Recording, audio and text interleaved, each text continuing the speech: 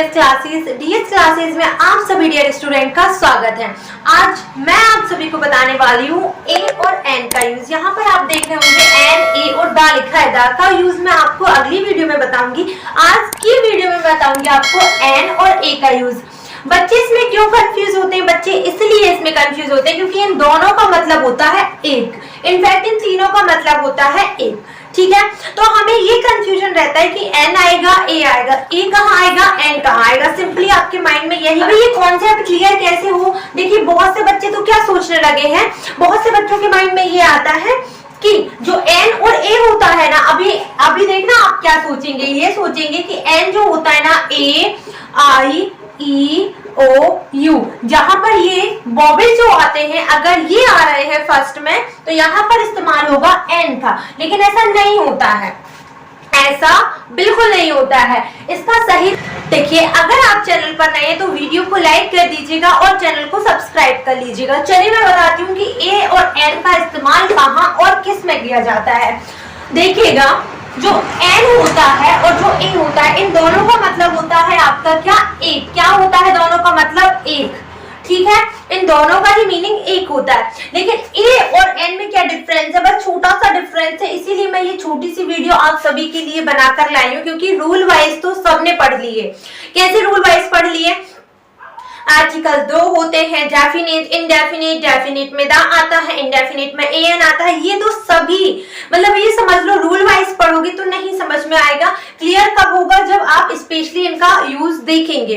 अगर आपको ये क्लियर समझ में आ जाए कि एन यहाँ पर आता है तो आप आंख बंद करके भी लगा सकते हैं। तो मैं आपको वही एक सिंपल फॉर्मूला बताती हूँ, एक बिल्कुल ऐसा कि यार इससे इजी तो कुछ होना ही नहीं है।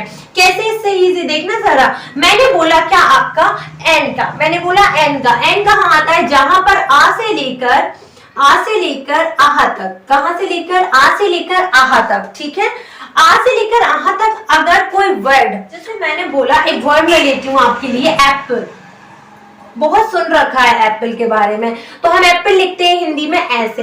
अगर इसका एप्पल का प्रोनाउंसिएशन क्या हो रहा है? ए हो रहा है। क्या हो रहा है? फर्स्ट लेटर का प्रोनाउंसिएशन क्या हो रहा है? ए हो रहा है। हो रहा है ना?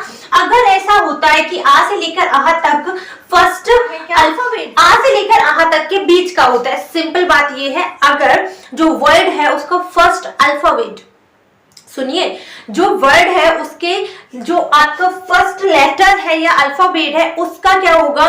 प्रोनाउंसिएशन अगर आ से लेकर आहा तक के बीच का होता है। ठीक है, मतलब आपके हिंदी के स्वर का, हाँ आप बोल सकते हैं कि हिंदी के स्वर का अगर प्रोनाउंसिएशन होता है तो वहां पर आएगा आपका एन। बस इतनी सी बात है। ए आई ई ओ यू से कोई मतलब नहीं है। आप देखिएगा, मैंने बोला अम्ब्रेला। ठीक है, और यहीं पर मैंने बोला क्या आपका बन। फर्स्ट ये ले लीजिए, सेकंड ये ले लीजिए, चलिए थर्ड ये ले लीजिए। मैंने यहाँ पर बोला एप्पल। ठीक है, यहाँ पर मैं लगाती हूँ एन। मैंने क्यों लगाया? क्योंकि इसका प्रोनाउंसिएशन ए हो रहा था।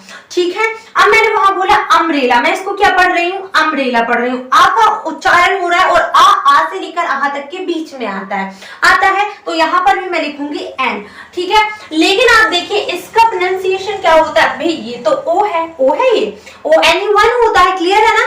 तो ये ओ आ रहा है। अभी अपने माइंड में क्या आ रहा है? भैया एन तो ओ, भैया ए आई ओ यू के साथ तो एन आता है, लेकिन ऐसा नहीं होता। क्या होगा? इसका प्रोनाउंसिएशन होगा बेटा वन। वाह, क्या बा आ से लेकर आहा तक के बीच में आता है? नहीं आता ना, तो यहाँ पर बढ़िया ए लगा लीजिए। मैं आपको इस क्लास में बस इतनी ही बात समझाना चाहती हूँ कि आप जो करते हैं ना वो गलत करते हैं कि यार ए आई ओ यू के लिए, या मैं बोलूं इंग्लिश वॉवेल के लिए क्या आता है? एन आता है, बाकी सबके लिए ए आता है। ऐसा गलत होता है। ये जो होता है ना, आ से लेकर आहा तक के लिए इस्तेमाल होता है किसका? एन का। अगर आप उसका जो उच्चारण कर रहे हो वो आ से लेकर आहा तक का है, और वो भी फर्स्ट लेटर का या फर्स्ट अल्फाबेट का। ठीक है, एग्जाम्पल मैंने आपको बता दिए हैं, क्योंकि पूरी बात जो है ना उच्चारण की है, आपके क्या प्रोनाउंसिएशन की ही है। आप देखना जरा, इसको आप क्या पढ़ेंगे? इसको यहाँ पर तो फर्स्ट लेटर एच है, लेकिन हम इसका भी प्रोनाउंसिएशन ही देखेंगे। क्या देखेंगे? प्रोनाउंसिएशन देखेंगे कि इसका प्रोनाउंसिएशन या प्रोनाउंसिएशन क्या हो रहा है। ठीक है, देखिए आप उच्चारण को प्रोनाउंसिएशन भी और प्रोनाउंसिएशन दोनों ही बोल सकते हैं। जैसे आप इधर को आइदर भी बोल सकते हैं, इधर भी बोल सकते हैं, गलत कुछ नहीं है ऐसे। ठीक है, तो जो आवर्स पढ़ते हैं ना हम लोग, मतलब इसे हावर्स नहीं आवर्स पढ़ा जाता है, इसीलिए यहाँ पर एन आता है। तो क्या ये फर्स्ट लेटर के अकॉर्डिंग लगा? नहीं लगाना, हमने इसका क्या किया? प्रोनाउंसिएशन किया, उच्चारण किया और हमें पता चला इसको क्या पढ़ते हैं? आवर्स पढ़ा जाता है। क्या पढ़ा जाता है? आवर्स पढ़ा जाता है। दैट मीन्स यहाँ पर एन आएगा। है ना कमाल की बात। ठीक है, और जैसे मैंने यहाँ पर बोला कि मान लीजिए मैंने पेन बोला, इसको बोल रही हूं मैं पेन, तो मैं यहाँ पर ए लिख दूंगी। अब मैं बोल रही हूँ ऑरेंज, तो यहाँ पर क्या लिख दूंगी? मैं एन लिख दूंगी, क्योंकि मैं इसे भी तो ओ पढ़ रही हूँ ना। जहां जहां आप क्या जो फर्स्ट लेटर है उसको आ से लेकर आ तक क्या हम बोल सकते हैं? हिंदी स्वर, हिंदी स्वर में पढ़ते हैं ना, वहां पर इस्तेमाल होता है एन का। और इन सारी जगहों को छोड़कर जहां पर भी ऐसा लगता है कि एन नहीं आता, वहां पर ए आता है। ठीक है ना, वहां पर ए आएगा। क्लियर हुआ? समझ आ गया आपको? इसको रफ कर दे रही हूँ। देखिए आज की वीडियो में बस इतना ही कि एन और ए में क्या डिफरेंस है। मेरे पास बहुत सारी कमेंट पड़ी हैं कि मैम ए और एन में इनफैक्ट मतलब ऐसा डिफरेंस बताइए जिससे हम बिल्कुल क्लियर समझ सकें कि ए और एन होता क्या है, क्योंकि इसका ना दोनों का मतलब क्या होता है? एक ही होता है कि हम एक की बात करें, किसी एक की। ठीक है, कि हम बोल रहे हैं कि एक ऑरेंज, एक एप्पल, जो भी है। और कभी भी याद रखना, अगर आपका ऐसा आए, कैसा आए भाई? एप्पल्स आए और बोले कि ए एन या द लगाओ, तो आप इसमें से कुछ नहीं लगाएंगे। क्यों नहीं लगाएंगे? क्योंकि ये प्लूरल है।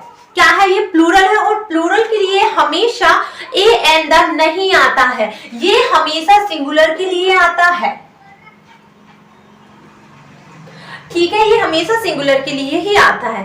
क्लियर समझ में आया कि ये क्या मांझ रहा था? बस ये छोटी सी बात थी जो मैं आपके साथ शेयर करना चाहती थी। अगर आपको ये वीडियो पसंद आई हो तो वीडियो को लाइक कर दीजिएगा, और अगर आप दा का कॉन्सेप्ट भी इसी तरीके से देखना चाहते हैं, क्योंकि देखिए मैं रूल वाइज कभी नहीं समझाऊंगी आपको, क्योंकि रूल वाइज कोई भी कभी नहीं समझ पाया और बोल तो बिल्कुल नहीं पाया है, क्योंकि हमने गिनती जैसे रट ली कि 1 2 3 4 5 6 7 तो कभी नहीं कर पाएंगे। हमें पता है कि 5 की जगह क्या है, 4 की जगह क्या है, तब हम इसे आसानी से समझ सकते हैं। अगर आपको ये वीडियो पसंद आई है तो वीडियो को लाइक कर दीजिए और चैनल को सब्सक्राइब कर लीजिए। और भाई अभी तक क्या देख रहे हो, जल्दी से वीडियो को शेयर कर दो अपने फ्रेंड्स के साथ।